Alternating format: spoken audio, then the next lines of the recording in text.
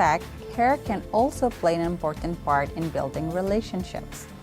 Research has found that partners who mutually groom each other, such as playing with each other's hair, have higher level of trust and satisfaction.